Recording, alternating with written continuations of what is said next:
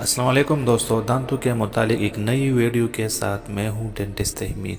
दोस्तों, अगर आप दांत निकालना चाहते हैं और आप कहते हैं कि मैं दांत निकालता हूं, तो अगर आपकी दांतों में इन्फेक्शन है, ज़ख़म है और आप उसको रिमूव करना चाहते हैं या उसे निकालना चाहते हैं, तो आपकी दांतों में जो इन्फेक्शन है, सबसे पहली 3-4 डेज़ उसकी आपको ट्रीटमेंट करना पड़ेगी।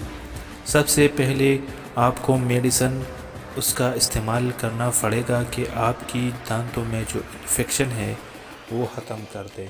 उसके बाद अगर आप अपने दांतों की इन्फेक्शन के बाद अगर आप दांत निकालेंगे, रिमूव करेंगे, पहले आप जाके डॉक्टर से मशवरा करें। अगर वो डॉक्टर आपसे कहते हैं कि आप इस दांत को रिमूव करें, इसको ख़त्म कर ले, तो आप अगर इसमें इन्फेक्शन नहीं है, उसमें कोई ज़ख़म नहीं है, तो फिर आप उसको बेशक निकाल सकते हैं, उसे रिमूव कर सकते हैं।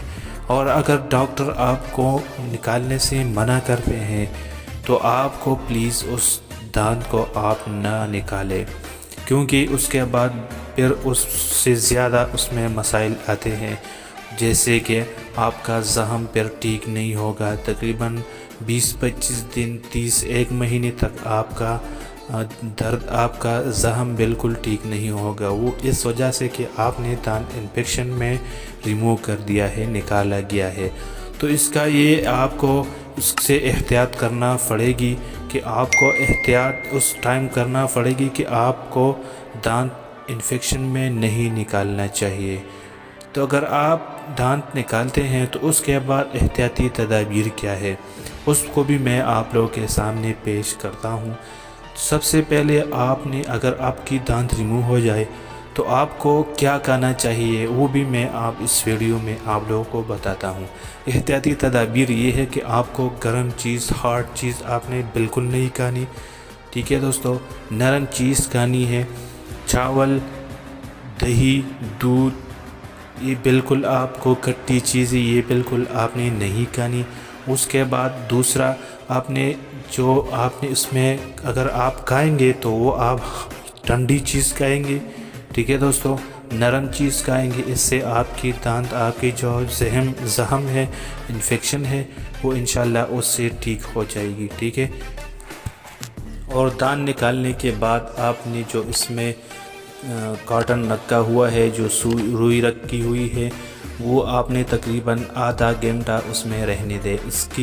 इसका फ़ायदा यही होगा कि जो खून है वो स्टॉप हो जाएगी। ठीक है। अगर आपने कुछ गर्म चीज़ खा लिया तो आपका फिर जो खून है, जो ब्लीडिंग है, वो स्टॉप नहीं होगी। और अगर आपने कुछ ठंडा आइसक्रीम खाई तो बिल्कुल आपका जो खून का प्रॉब्लम है, जो खून बह रहा है, जो ब्लीडिंग आ रहा है, वो इंशाल्लाह वो अब वैसे तो अगर आपकी दांतों से खून ब्लीडिंग आता है तो उसका थोड़ा थोड़ा अगर आती है तो तकरीबन 48 आवर्स उसका टाइम है, 48 घंटे उसका टाइम है। थोड़ा थोड़ा अगर आएगी तो कोई प्रॉब्लम नहीं। अगर इससे ज़्यादा ब्लीडिंग आएगा तो फिर उसका ट्रीटमेंट करना पड़ेगा। दोस्तों, एक बार फिर मैं आप लोगों को डिटेल से बता रहा हूँ कि अगर आपकी दांत निकल जाए तो आपको टेंशन नहीं करनी। उसमें जो रुई रखा हुआ है, जो कार्टन रखा हुआ है, उसे 30 मिनट तक रखना चाहिए। उसके बाद उसे फेंक दे। उसके बाद आपको उसे खुला रखना है। उसके बाद उसके अंदर दूसरी दफ़ा रुई नहीं रखनी, मतलब कॉटन नहीं रखना, उसे खुला रखना है। अपना ट्रीटमेंट टाइम पर करना है, सुबह और शाम। जो उसकी टैबलेट्स है, जो इन्फेक्शन के टैबलेट्स है, उसे खानी है। अगर आपकी दांतों से 48 घंटे के अंदर अंदर आपकी दांतों से आपकी जो ज़ख़म है उससे खून आती है तो कोई प्रॉब्लम नहीं, ये आएगी तो आपके लिए अच्छा है।